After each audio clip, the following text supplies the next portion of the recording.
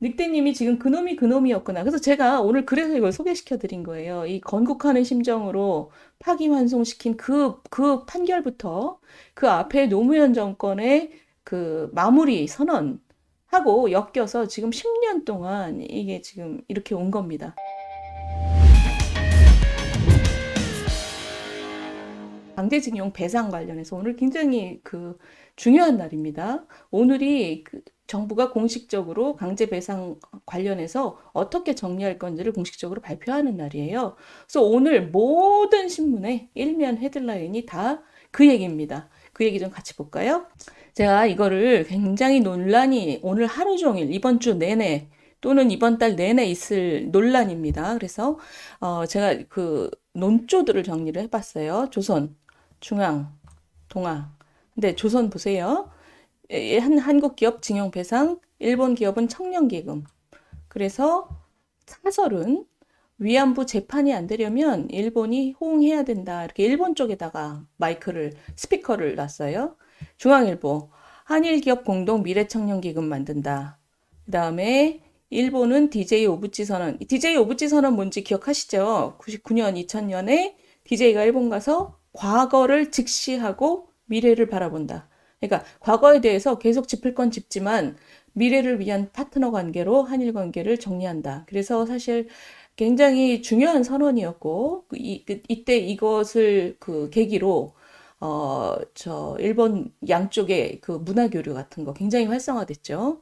그래서 사실 DJ 때 한일 관계가 굉장히 좋았다는 평입니다. 그리고 이 내용도 좋고요. 과거를 직시하면서 미래를 바라본다. 그리고 동아일보. 지금 한일 징용재단 참여 대신 한일 미래기금. 그러니까 이것만 보셔도 이게 무슨 뜻인지 아시겠죠? 그러니까 지금 제3자 변제를 해서 한국 정부가 그 기금을 만들면 거기 한국 그 기업들이 청구권 때 돈 받아온 걸로 포스코가 한 4분의 1을 가져가서 포스코를 만들었잖아요. 포항제철을.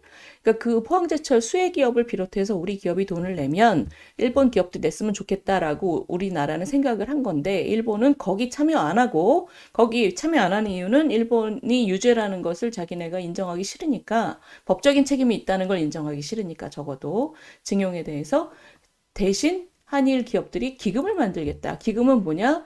뭐 한국 청년들이 일본에 유학 가고 이러는 거 이런 돈을 내는 미래 청년 기금을 만들겠다. 이거 살짝 피한 거죠. 자, 살짝 피했는데 지금 조선일보 사설은 일본이 호응해야 된다. 동아는 일본 대답하라 이렇게 났고 중앙은 아예 사설을 안 썼습니다. 그러니까 골치 아프다 이거죠. 좀 이따 쓰겠다. 좀 돼가는 거 보고 쓰겠다. 그러니까 어떻게 보면 좀 얍삽해요. 중앙일보가. 근데 어쨌든 이 마음은 이해가 갑니다. 지금 조선과 동아는 아주 건조하게 썼고, 그리고 사설에서는 일본 쪽에다가 저 스피커를 향했죠. 답해라 이렇게 했습니다. 그러면 경향, 윤석열 정부 결국 일본 책임 덮는다. 이렇게 했습니다. 그 다음에 한겨레는 뭐라 그랬냐면 일본 완승을 윤 정부가 안겨줬다. 결국 일본 빠졌다. 이렇게 얘기하는 이유는 이제 일본의 그 사과와 저 책임 인정, 일본 기업에 대해서 우리에게 제대로 사과하라고 얘기했던 우리나라 피해자들이 이제는 한국 정부와 법정 다툼을 할 판이다. 이걸 이렇게 놔주면 어떡하냐 이런 거죠. 정부가 채권 소멸을 일방 추진하면 그 피해자가 나 재단 돈 싫어. 나는 일본 기업 돈 받을 거야. 이렇게 얘기하면 이렇게 우리나라 안에서의 갈등이 된다는 거죠. 한겨레 얘기는. 근데 어찌됐든 경향신문의 그 사설은 해법 아니다 이거. 해법 아니다. 사과해야지 무슨 담화계승 오부지 김대중 오부지 담화는 이때까지 한 번도 거부한 적이 없는데 무슨 새삼스레 이 얘기냐. 꼭 집어서 사과를 해라. 강제징용에 대해서 이 얘기입니다. 그리고 한겨레 가해자 피해자를 뒤바꾼 윤정부. 그러니까 가해자 피해자 뒤바꿨다는 거 한겨레가 좀 너무 나간 거고. 근데 지금 보시면 이 얘기예요. 경향도 지금 이 얘기 쓴 겁니다. 정부의 부메랑이 될 수 있다. 제가 볼 때는 조선과 동아, 중앙 이런 보수 언론도 지금 말을 굉장히 아끼고 있는 거죠. 그러니까 윤 정부 잘했다. 이렇게 얘기 못 하잖아요. 한겨레 경향은 윤 정부 못했다. 이렇게 얘기를 하는 거고 조선하고 중앙은 살짝 뭐라고 얘기를 했냐면 그래도 미래를 봐야 되지 않겠냐? 김대중 우부치 선언을 계승하고 있지 않냐? 뭐 청년기금 만들면 일본도 좀 성의를 보이는 거 아닐까? 이런 얘기를 살짝 하고 있는데 어, 결국 지금 윤 정부 편을 들고 있지 못하는 거죠. 그러니까 조중동 모두 이제 여론을 보겠다는 얘기입니다. 한겨레하고 경향은 지금 노골적으로 윤 정부를 비판하고 나섰어요. 근데 경향신문의 얘기가 저는 아주 버릴 만한 얘기가 아니라고 생각합니다. 뭐냐면 지금 이걸 서둘러서 합의를 가지면 합의로 이르면 나중에 우리 한국 안의 갈등, 대한민국 내에서의 갈등이 커지면 예를 들어서 나중에 다른 정권이, 진보 정권이 들어서면 또 뒤집을 거냐. 위안부 때 그랬던 거잖아요. 그거를 걱정을 안 할 수가 없는 겁니다. 사실 조중동도 저는 그 걱정을 하고 있다고 봐요. 그 얘기를 조금 보시면 이 얘기입니다. 지금 이게 제가 오늘 아침에 찾은 게 3년 전, 2년 반 전에 조선일보 기사인데 이때 무슨 일이 있었는지 기억나시죠? 그 일본의 화이트리스트, 왜 유니클로 뭐 죽창가 난리 났을 때 있잖아요. 유니클로 불매운동하고 조국 수석이 죽창가 부르고 뭐 이랬을 때 2020년 조선일보 기사입니다. 이게 지금 이원덕 한일관계 전문가인데 이분하고 인터뷰를 한 거예요. 이 당시에 화이트리스트 때문에 난리였잖아요. 일본이 우리한테 그 무역 제재를 해서. 근데 그때 뭐가 문제였냐면, 신일본 제철인가요? 신일본 제철에게 그 재산을 압류하겠다, 우리 정부가 그렇게 얘기를 했죠. 그래서 이게 난리가 난 거잖아요, 화이트리스트. 근데 그 얘기의 시작이 뭐냐? 시작이 뭐냐, 그러면 이겁니다. 2012년에 대법원에서 그 외교협정으로 개인 청구권이 소멸할 수 없다라고 그 판결을 내렸어요. 판결을 내린 게 아니라 파기환송한 거죠. 그 이전까지는 우리나라 피해자들이 개별적으로 일본에게 더 이상 할 수 없다 이랬는데 그거를 뒤집었습니다. 대법원에서. 당시에 대법관이 뭐라 그래? 이거 기억나시죠? 제가 오늘 쭉 그냥 요약을 해드리는 거예요. 당시 김능한 대법관은 건국하는 심정으로 그러니까 많은 사람들이 갑자기 당황했죠. 왜 판사가 나라를 열어? 지가 건국하는 심정으로 판결문을 썼다고 했어요. 그러면서 한일 관계에 대형 폭탄을 투척했다. 근데 이게 왜 문제가 됐냐면 이 교수님 얘기는 노무현 정부 때 2005년에 민간 공동위원회로 일본군 위안부, 사할린, 그다음에 원폭 이 세 개에 대해서만 일본 정부의 법적 책임이 남아 있고 나머지는 소멸했다. 그러니까 강제징용에 대해서는 소멸했다라고 결론을 내렸다. 징병 피해자는 그때 일단락 됐다. 이게 그 당시에 이해찬 총리가 위원장, 문재인 수석이 위원으로 참여해서 모든 외교 문서를 검토해서 이 징병 피해자는 65년 청구권에서 종결됐다. 그러나 그때 받은 돈을 포항제철 만들고 경부고속도로 만들고 이렇게 쓰느라고 너무 가난했던 그 나라를 일으키는 데 쓰느라고 개인한테 구제를 한 게 너무 형편없었다. 그러니 이것은 우리 정부가 책임을 인정해서 2007년 노무현 정부 때 특별입법으로 이 정도의 돈을 사망자 유족 2천만 원, 부상자 1천만 원 모두 지급했다. 그러니까 이거는 돈의 액수라기보다는 노무현 정부는 이 징병과 징용 문제에 있어서는 일본에게 책임을 더 이상 묻지 않겠다. 이렇게 결론을 내린 거죠. 문재인 수석까지. 근데 지금 김능환이라는 판사가 건국하는 심정으로 이 당시에 이걸 뒤집은 겁니다. 이 개인들이 올린 저 소송을.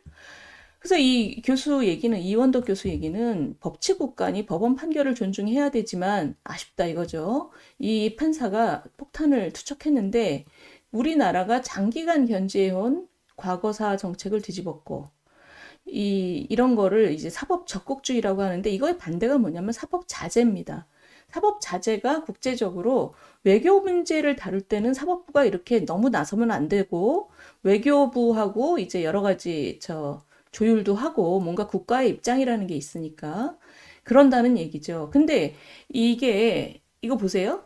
법원이 우물안 개구리처럼 자가당착의 우를 범했다. 그 당시 했던 판사들 지금 다 입 다물고 있다. 화이트리스트 어쩌고 하니까. 더구나 문재인 대통령, 이분이 굉장히 재밌는 분이에요. 자기가 위원으로 참여해서 이거 일본에게 책임을 묻지 않겠다. 징용과 징병에 대해서는 그 당시 그렇게 해놓고 자기가 대통령일 때 연두회견에서 뭐라 그랬냐면 일본 정부는 더 겸허해야 된다. 한국 사법부의 판결을 존중해야 된다라는 식으로 훈계를 했어요. 네, 그러니까 이 교수 얘기가 이건 맞는 얘기죠. 일본 국민이 왜 일본 대법원이 아닌 한국 대법원의 판결을 존중해야 되나? 뭐 대통령이 웃긴다 이런 얘기죠. 저희 지금 이게 2012년부터 시작한 거니까 김능한 대법관이 그때 건국하는 입장으로 저걸 했고 그리고 저 판결이 박근혜 정부까지 쭉 갔잖아요. 근데 박근혜 정부 때 저 판결을 계속 늦춘 게 바로 양승태 대법원장 사법농단입니다. 그러니까 이 사건이 얼마나 큰 사건인지 아시겠죠? 그래서 사법농단으로 해서 검사들이 가서 법원에 가서 뒤집었죠. 그 컴퓨터 다. 그래서 양승태 대법원장 지금 재판받고 있습니다. 근데 그런 사법부의 문제는 지금 잠시 차치하고, 그러니까 박근혜 정부는 이걸 어떻게 외교적으로 풀기 위해서 대법원 판결을 조금 늦추려고 했는데 그게 사법농단이 나중에 된 거고, 그 얘기는 잠깐 저 옆으로 치우고 이 얘기를 어떻게 우리가 정리를 해야 되느냐. 외교에 관해서는 국제적으로 사법부가 좀 자제하는 게 원래 보통 그렇다. 근데 우리나라 사법부는 그 당시에 건국하는 심정으로 이 김능환이라는 분이 세게 저 노무현 정부 때 노무현 정부도 다 동의했던 것을 뒤집었다. 근데 그건 뭐라고 할 수는 뭐 마음속으로 뭐라고 할 수 있지만 사법부는 사법부가 독립적이니까 그건 할 수 있어요. 할 수 있죠. 좀 논란의 여지는 있지만 그러면 그 판결이 난 다음에 그것을 외교적인 문제로 너무 비화가 커지지 않도록 정부가 잘해야 되는 거죠. 국민들의 마음도 다독이고. 근데 문재인 정부가 그걸 잘했느냐? 저는 그런 생각이 안 듭니다. 그러니까 지금 뭐 일본 기자한테 막 훈계했다는 것도 그렇잖아요. 그러면 정부가 할 수 있는 일은 뭐냐? 굉장히 미래지향적으로 가는 게 맞지만 국민들이 정말 동의를 못 한다면 그러면 천천히 가야 되는 거죠. 그러니까 지금 윤석열 정부가 오늘 발표한다는 그 안은 굉장히 미래지향적이라는 면에서 바람직하지만 우리 국민의 마음을 잘 다독였느냐에 대해서는 지금 물음표가 있는 겁니다. 그래서 조중동도 지금 굉장히 조심하고 있는 거죠. 여기 이제 사법 판결은 판결대로이고 행정부가 이것에 대해서 어떻게 할 것이냐에 대해서는 여기에 대해서는 100% 맞는 답은 없습니다. 왜냐하면 국민들의 동의가 잘 이루어지지 않은 상태에서 정부만 앞서 나가면 나중에 또 뒤집히잖아요. 우리가 지금 위안부 문제에서 그걸 본 거 아닙니까? 그래서 나중에 뒤집힐 만큼 그럼 나라가 완전히 저거죠. 가오가 떨어지잖아요. 그러니까 국민들의 마음과 동의를 얻어가면서 미래지향적으로 가는 게 답인데 지금 미래지향적으로 가자고 윤석열 대통령이 굉장히 단호하게 선명하게 얘기했습니다. 거기에 국민들이 얼마나 호응하느냐. 국민들 입장에서는 강제징용 피해자들도 우리 국민이잖아요. 그러니까 굉장히 안 된 마음이 있는 거잖아요. 그러니까 우리 국민들이 이제 우리 같은 국민이고 피해자들의 마음이 이제는 좀 다독여졌다라고 우리 국민이 느끼느냐. 그게 제일 중요한 거죠. 그래서 지금 언론들이 눈치를 보고 있는 겁니다. 오늘 저게 공식 발표가 나면 앞으로 어떻게 스탠스를 잡을지 이제 보수 언론도 지금 기다리고 있는 것이고 왜냐하면 국민들의 마음을 봐야 되니까 그리고 저 경향하고 한겨레는 뭐 지금 이미 뭐 정부를 저렇게 욕하는 걸로 마음을 정한 것 같아요. 오늘 저도 이게 발표가 나면 국민들의 여론이 어떤지를 좀 살펴야 되는 거죠. 근데 지금 요 얘기, 좀 전에 제가 말씀드린 그 김능환 대법관부터 지금 일어났던 이거 있잖아요. 이게 지금까지도 이어지고 있습니다. 지금 윤 정부 첫 헌법재판관을 임명해야 되는데, 지금 이분, 김홍준이라는 분이 우리법연구회 회장인데, 이분이 지금 헌법재판관으로 임명될지가 주목되고 있습니다. 이분은 실제로 요때 사법농단 조사단, 양승태 대법원을 뒤집어 엎었던 사람입니다. 양승태 대법원에서 근무했던 판사들의 처벌을 이끌어서 이 법원의 구조를 뒤집었던, 그러니까 일종의 요분의 신복이죠. 김명수 대법원장의 신복. 우리법연구회 회장 출신. 그래서 대법원장의 칼로 불리었다는 겁니다. 그래서 이분이 김홍준 판사라는 분이 윤리감사단으로 첫 출근을 하자 법원 행정처 직원들이 인사를 하기 위해 사열종대로 대형을 갖춰서 대기하는 모습이 언론에 공개돼서 화제가 됐다.